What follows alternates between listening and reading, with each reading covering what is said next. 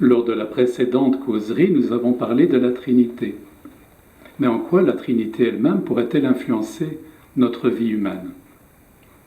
En réalité, la Trinité est une structure de participation. Et pour mieux comprendre de quoi il s'agit, rappelons-nous de ce texte que nous chantons dans l'Église en prenant ce texte dans l'Octoèque, le livre des 8 tons.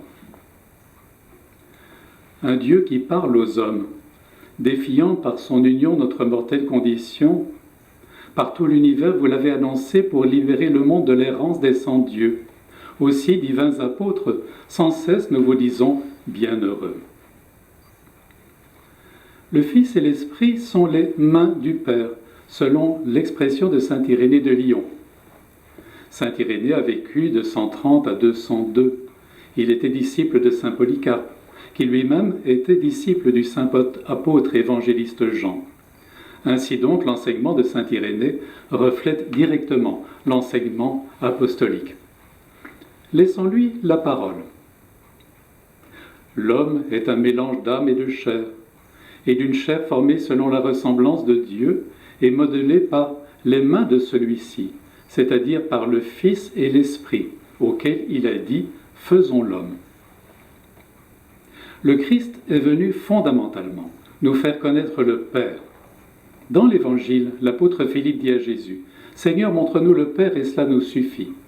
« Voilà si longtemps que je suis avec vous, lui dit Jésus, et tu ne me connais pas, Philippe. Qui m'a vu a vu le Père. » Le Christ vient nous connecter avec le Père, afin que nous recevions la vie dont il est la source, une vie qui n'a rien à voir avec l'existence biologique, mais qui se situe bien au-delà de la finitude et de la mortalité. L'Esprit, quant à lui, rend féconde et fait croître en nous cette vie qui est communiquée par le Christ. Les deux mains du Père ne dépendent pas pour leur existence des créatures que nous sommes. Bien évidemment, il existe une intense relation d'amour mutuel entre le Fils et l'Esprit, tout comme il existe une intense relation d'amour mutuel entre ces deux personnes trinitaires et le Père lui-même. Dieu ne dépend aucunement de nous pour se réaliser lui-même. Mais nous comprenons par la figure des mains du Père comment elle peut être résolue la grande question de la participation au divin. Ceci est une révélation, car la logique humaine reste toujours prisonnière du dilemme. Soit Dieu est inaccessible, ou soit il est immanent. Alors posons-nous hardiment la question, si nous étions à la place de Dieu, quel monde créerions-nous? Si nous étions une volonté absolue, sans aucune limite de puissance créatrice, est-ce que nous nous contenterions de créer un monde qui ne contiendrait que des objets inanimés ou des mécanismes biologiques? Ne serait-il pas incomparablement plus captivant de susciter des créatures conscientes qui soient capables par elles-mêmes de le découvrir, de prendre l'initiative d'aller à ma découverte? Poser la question, c'est y répondre. Et la deuxième question qui fait suite à la première est de savoir ceci: comment moi, volonté absolue, puis-je me manifester à mes créatures conscientes? Or, la création pose tout un problème pour le Créateur, car la réponse à cette question est loin d'être évidente. Si j'apparaissais dans toute ma splendeur, dans le rayonnement absolu de ma puissance, j'anéantirais totalement ces créatures, avant même qu'elles ne s'aperçoivent de ma présence. Pour eux, ma présence serait comparable à l'explosion d'une bombe atomique, 1 milliard de fois plus puissante que la plus puissante de celles que les êtres humains ont eu la stupidité de fabriquer. D'ailleurs, moi, volonté absolue, je suis parfaitement libre de limiter la puissance de mon rayonnement. Je puis adapter mon rayonnement aux capacités de vision et de compréhension de ma créature. D'ailleurs, c'est ce que j'ai déjà fait pour créer ce monde. Je suis tout en tout. Et si l'on peut s'exprimer ainsi, il n'existait ni place, ni lieu pour que le monde puisse exister. Par définition, je remplis tout. Nous sommes bien d'accord, la place et le lieu sont des termes qui sont inappropriés, car l'espace-temps se constitue simultanément à la formation de l'univers.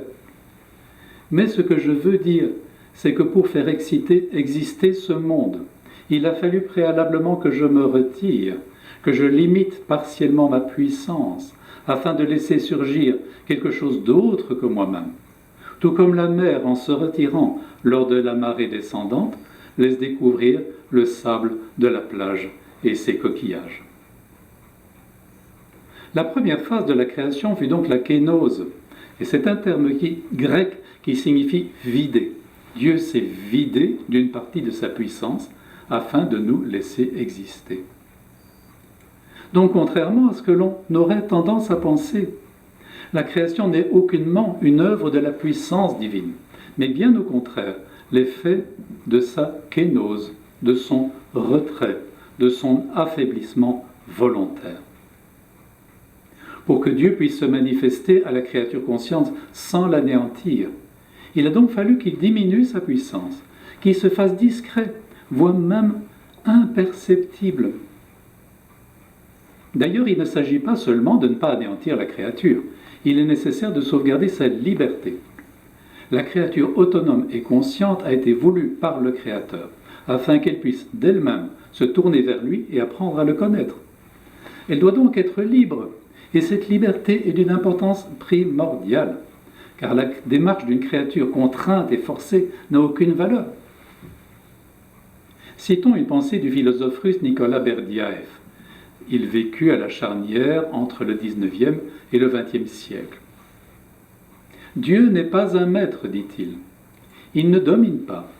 Il ne possède aucune puissance, aucune volonté de puissance. Dieu est liberté. Il est le libérateur et non le dominateur. Et Berdyaev affirme également, Dieu ne peut agir que sur la liberté, dans la liberté et par la liberté, jamais sur la nécessité, dans la nécessité, ni par la nécessité. Nous pouvons nous étonner devant le fait que des institutions ecclésiastiques laissent si peu de place à la liberté humaine, alors que la notion de liberté est vraiment la pierre angulaire du projet divin à notre égard. La seule façon de détruire à jamais le monde spirituel, c'est de nous contraindre à constater la présence du Créateur par une évidence scientifique. Dans ce cas, aucune foi ne serait désormais possible. Nous ne pourrions faire autrement que de nous soumettre à l'évidence. Heureusement, ça ne se produira jamais.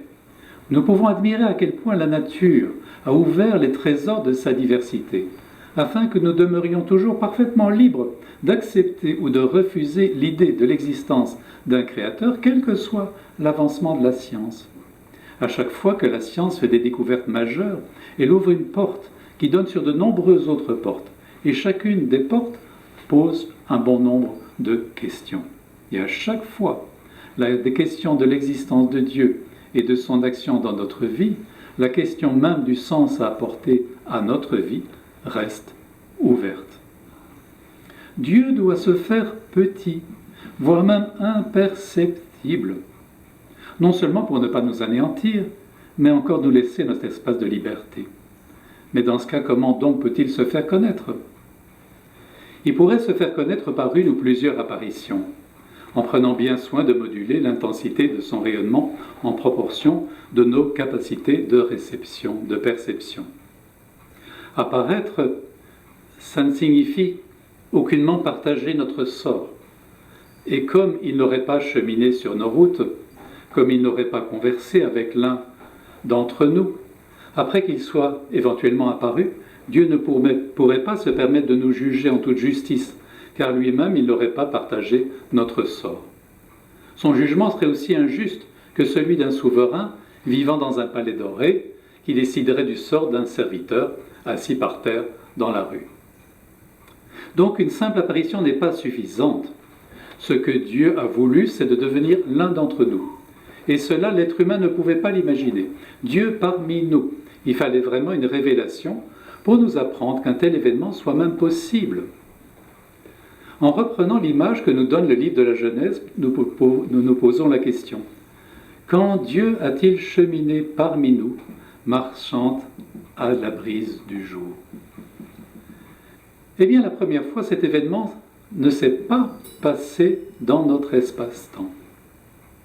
avec les découvertes récentes de la physique et notamment avec la théorie des cordes, notre esprit s'est habitué à l'idée qu'il y a de nombreuses dimensions du réel et par conséquent qu'il existe plusieurs univers possibles.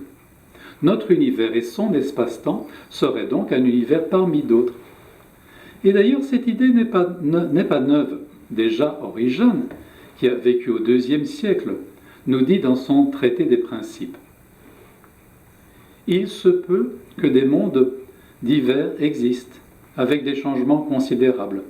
Par certains aspects manifestes, l'état d'un monde peut être meilleur que celui d'un autre monde. Pour d'autres aspects, il peut leur être inférieur, et pour d'autres corps, équivalent. J'avoue ne pas savoir, dit Origène, quel nombre et quel type de monde cela peut être. Si quelqu'un pouvait me l'expliquer, je l'apprendrais volontiers. Il faut être conscient, et c'est très important, du fait que quand les Écritures parlent du paradis, elles se réfèrent en réalité à un autre univers et à un autre espace-temps. Le paradis désigne un univers qui est matériel comme le nôtre, mais qui est de toute évidence très notablement différent du nôtre, car l'entropie n'y règne pas.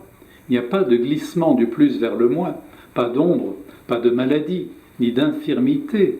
Et avant toute chose, dans ce monde, Dieu est tout proche.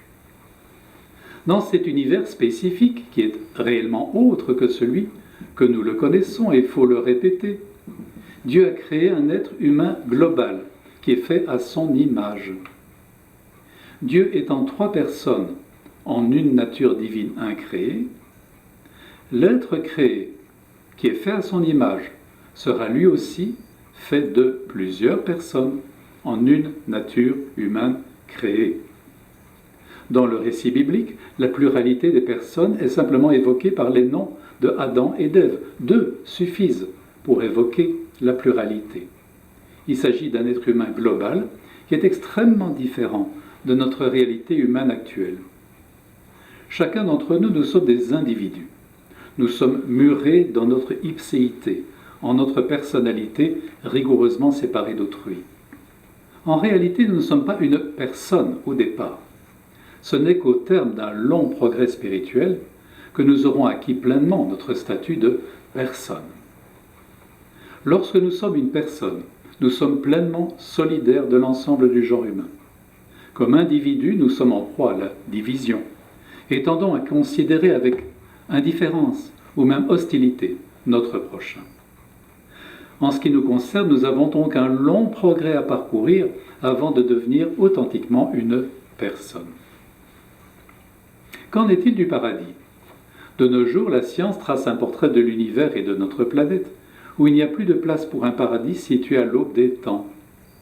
S'il n'y a plus de place pour un paradis, il n'y en a pas davantage, pour une hypothétique réponse d'Adam proférée par quelque aborigène, réponse qui aurait conditionné la totalité de l'histoire humaine subséquente.